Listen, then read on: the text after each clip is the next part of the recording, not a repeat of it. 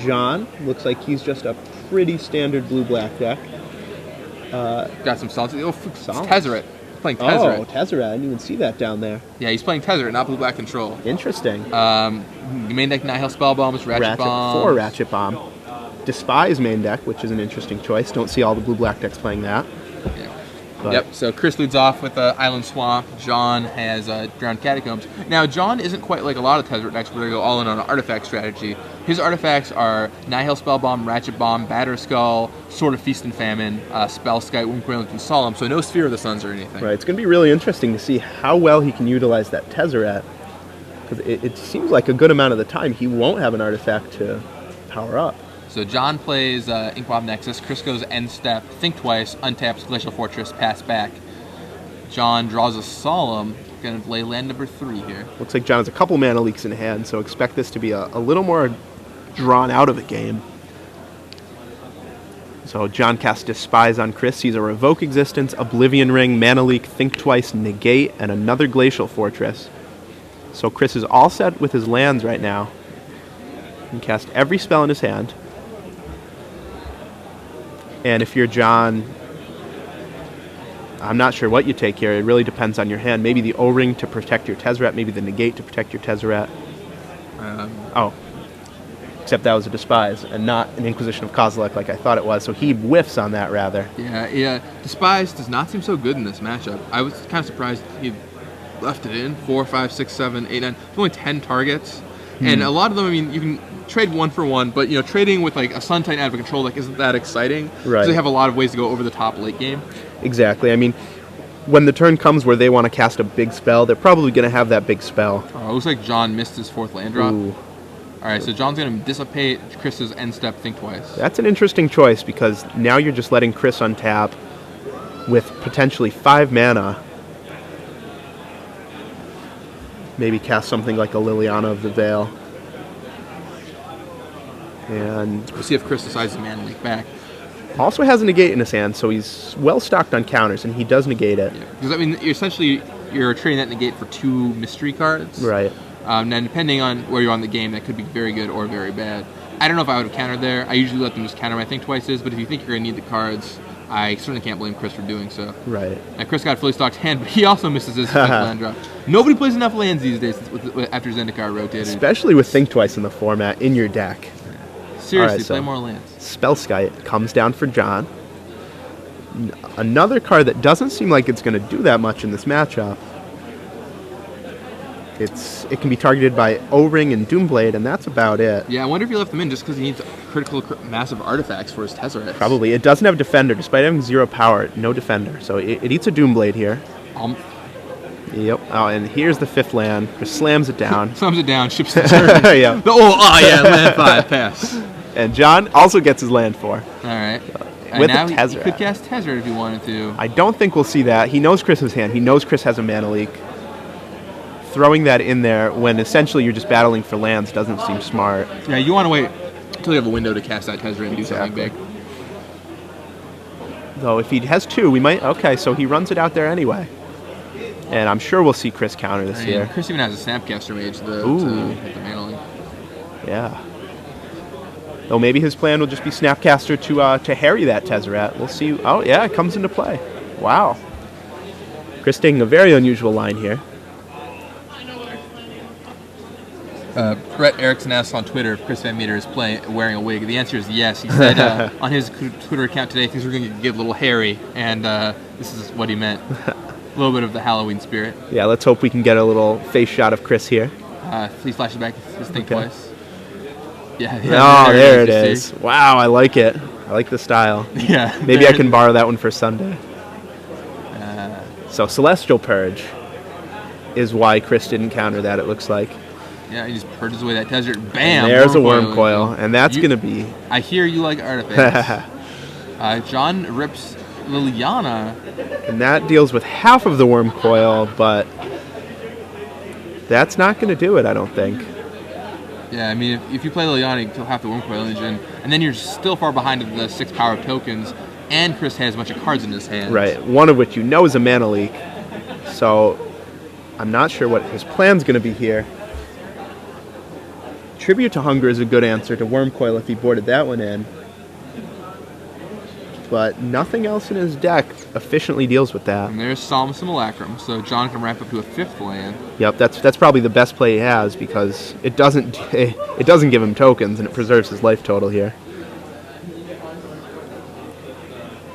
Gets him to 5 lands, so hopefully he can cast a spell and have it be out of Mana Leak range. Chris untaps. Still find a way to beat Wormcoil plus all the cards in Chris's hands. Right. It's going to be hard.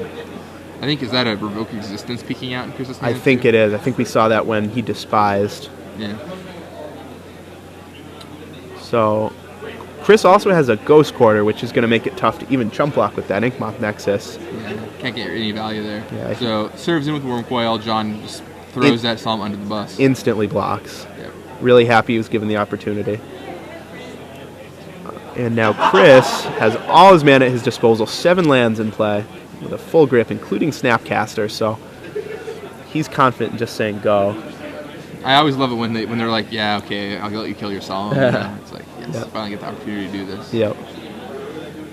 And John's in a tight spot. He's eyeing the Liliana, eyeing the Snapcaster, trying to figure out how he can deal with that Wormcoil engine. I mean, John's got a lot of stuff in his hand. He's got Mana Leaks, he's got Counter Magic. The problem is, he's got to deal with the Wormcoil engine on the board. Alright, so down comes Liliana, which I imagine is just going to -2 and split up that Wormcoil. I'm sure it is, yeah. Deal with half of it. Yeah.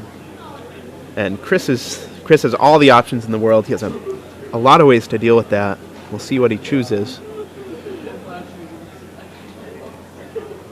I imagine he'll just go for Mana Leak here. If he even thinks he needs to. Right. I mean, once again, you're just going to get 2 tokens. One of them is going to serve at Liliana. Exactly. So, I mean, is it really that bad if he splits up your Wormcoil engine? Not too bad, especially if he's seen a lot of John's deck. If he knows John doesn't have a mass removal spell, that can efficiently kill those tokens. Alright, looks like he's going to go for the Mana Leak. Yep. And there it is. Does Mana Leak it. And just with John hamstringed on mana, I kind of like saving Mana Leak there, but John negates the Mana Leak. Yep.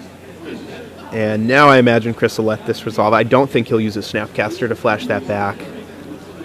It seems like a waste. Yeah, it seems like you always want to keep one counterspell in reserve, but Chris is gonna do his own thing. He's gonna Snapcaster the Mana Leak. Feels like he's committed here. Yep.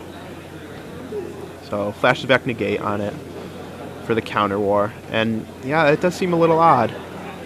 I mean, just once again, with John hamstring on mana, losing that engine doesn't seem big to me. I still think Chris is in a dominating position by far. Definitely. I don't know if I like that play. I mean, John's at 12 right now and facing down 8 power, so he has only a couple turns to do something real big here.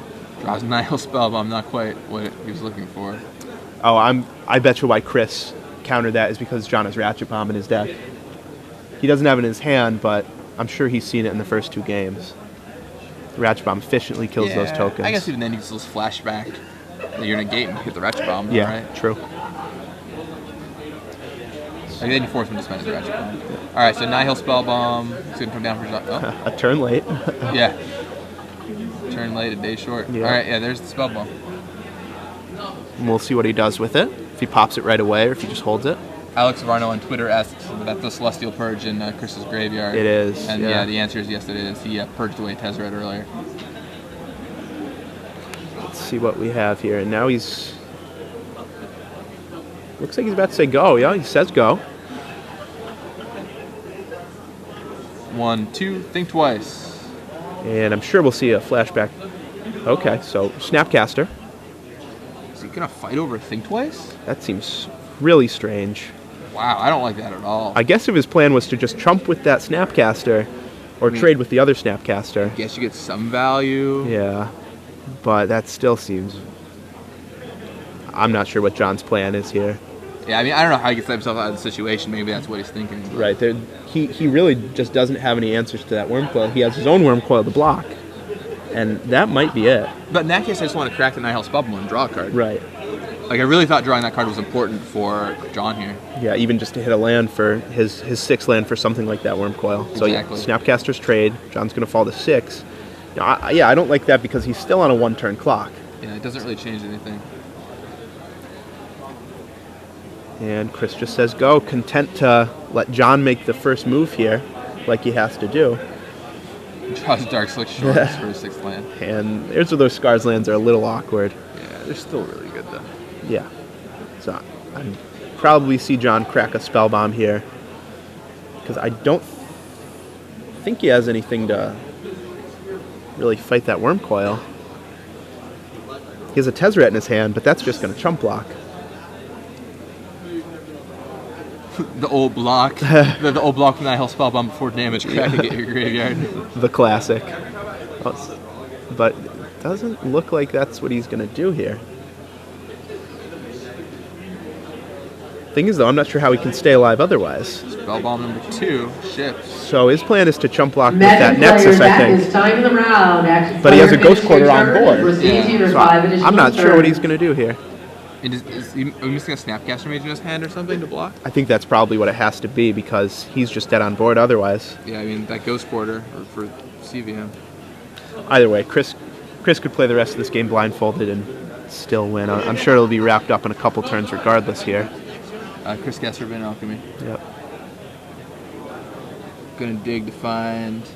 I think he sees. Is that Elish Norn? Oh goodness, that's a nice one. Yeah. Who needs Ghost Quarter on Inkmob Nexus when you can just play Elish Norn? Exactly. And yep, that's what it looks like he's gonna take here. Gonna do something cool under the camera before the match is over. Well, I mean, I wouldn't cast it now if he doesn't have an 8th land. No. If he has an 8th land, I'd just play it. Right, then John literally, yeah, and there's a chapel. Yeah, and then just keep a Ghost Quarter up, cast Elish Norn, and he should be in pretty good shape. I mean, I guess he can still Snapcaster to block. He just attacks. I think Chris might even have a counter magic in his hand. All right, Yeah. Ghost Quarter it. And that should be the handshake. Yeah, Yeah, that's it. Yeah, there it is. Didn't have anything for that. Yeah, once Worm Coil comes down, a deck like Blue Black just, or Solar Flare, just they can't do much against it.